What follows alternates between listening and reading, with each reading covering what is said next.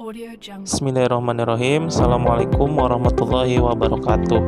Pada kesempatan kali ini di pembelajaran IPS kelas 9 akan membahas tentang memanfaatkan persaingan sebagai peluang untuk meraih keunggulan ekonomi bangsa.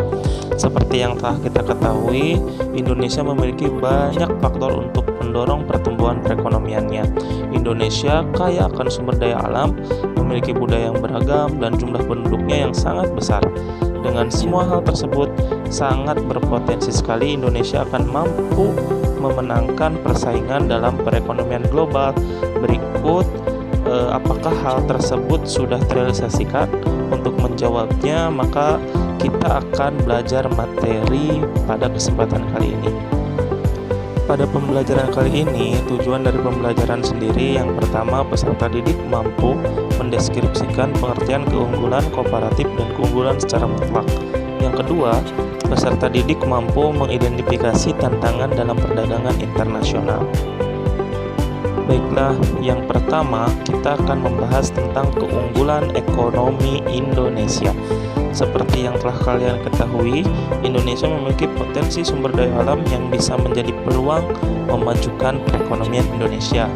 Sebagaimana Indonesia merupakan negara kepulauan yang terletak di Khatulistiwa, mempunyai kondisi atau posisi yang menguntungkan. Indonesia memiliki dua musim. Yang pertama, musim kemarau dan musim penghujan. Hal ini menyebabkan tanah Indonesia menjadi sangat subur dan sangat berpotensi tinggi di sumber daya alamnya. Ini merupakan keunggulan daripada Indonesia.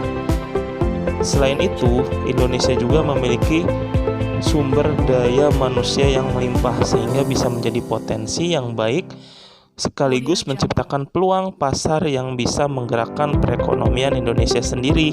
Maka dari itu, Indonesia selain itu memiliki keunikan dan kekhasan karakteristik masing-masing daerah, dapat dijadikan sumber inspirasi bagi pengembangan industri bangsa kita.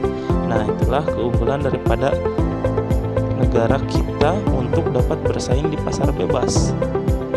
Setelah kita mengetahui keunggulan ekonomi Indonesia, kita harus tahu juga apa itu keunggulan komparatif. Yang dimaksud keunggulan komparatif secara teori ini menyatakan bahwa suatu negara mampu menghasilkan barang dan jasa lebih banyak dengan biaya murah daripada negara lain. Artinya keunggulan ini bisa menjadi daya tarik tersendiri bagi suatu negara tersebut untuk dapat bersaing di pasar bebas. Sedangkan keunggulan mutlak adalah teori yang menyatakan jika suatu negara dapat membuat produk tertentu yang tidak diproduksi negara lain, maka negara tersebut memiliki keunggulan secara mutlak. Ini memiliki nilai plus sendiri bagi suatu negara. Misalkan hanya negara kita saja yang bisa mengekspor padi secara besar, skalanya besar, maka itu merupakan keunggulan bagi negara kita. Nah, yang jadi pertanyaannya, apakah kita atau sudah mampukah kita menjadi negara yang bisa memiliki keunggulan mutlak? Nah, jawabannya sangat bisa sekali. Peluang ekonomi Indonesia. Melihat tadi yang disampaikan potensi dan kekayaan Indonesia yang sangat begitu besar, hal ini merupakan peluang yang besar pula bagi negara kita untuk menjadi bangsa yang unggul dari negara lainnya, terutama dalam hal pengembangan industri kreatif. Ya, industri kreatif ini Indonesia sangat berpotensi untuk andil besar dalam industri kreatif kancah internasional. Yang jadi PR-nya dalam keoptimisan ini muncul mengingat komposisi usia penduduk Indonesia yang didominasi oleh usia produktif. Selain itu, beberapa kota di Indonesia yang telah memainkan peran sebagai kota penghasil produk kreatif seperti Bandung, Bali, Yogyakarta, dan masih banyak kota-kota yang lainnya. Begitu pula pulau-pulau besar yang ada di Indonesia sangat berpotensi sekali untuk bersaing di pasar global ini. Menjadikan persaingan sebagai peluang adalah kata-kata yang bijak untuk menghadapi pasar bebas. Di dalam dunia usaha, persaingan merupakan hal yang tidak dapat dihindari. Ada persaingan dengan sesama produk lokal maupun persaingan dengan produk dari luar negeri. Akan tetapi, dapat di sisi produktif dari persaingan ini. Dengan adanya persaingan antar produsen, akan saling berlomba-lomba untuk menciptakan produk terbaiknya. Selain itu menyebabkan produsen menjadi dinamis, terus berkembang. Persaingan juga dapat memicu lahirnya berbagai ide-ide baru.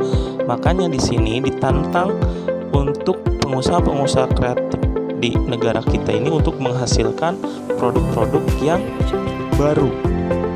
Nah, beberapa jenis barang permintaan terus meningkat, produsen dapat bekerja sama dengan cara saling meng-backup satu sama lainnya. Maka dari itu, antara satu produsen dengan produsen yang lainnya akan saling bekerja sama untuk meningkatkan produk-produknya. Nah, sekarang yang jadi pertanyaannya, siapkah kita untuk bersaing dengan negara lain? Jawabannya harus siap. Oke, sebagai kita generasi yang akan melanjutkan estafet kepemimpinan bangsa ini, baik dalam segi pemerintahan, ya dari segi usahanya, dari segi pemimpinnya dan lain sebagainya, ya kita harus saling dapat melengkapi satu sama lainnya, terutama dalam bidang ekonomi untuk menghadapi pasar bebas dan bisa bersaing dengan negara lain. Maka dari itu, tugas kita untuk belajar, jangan sampai kendor. Baiklah, mungkin itu yang dapat saya sampaikan dari materi pada kesempatan kali ini. Untuk tugasnya, nanti silahkan kalian buka link yang akan disampaikan di wali kelas masing-masing ya, di grup kelasnya.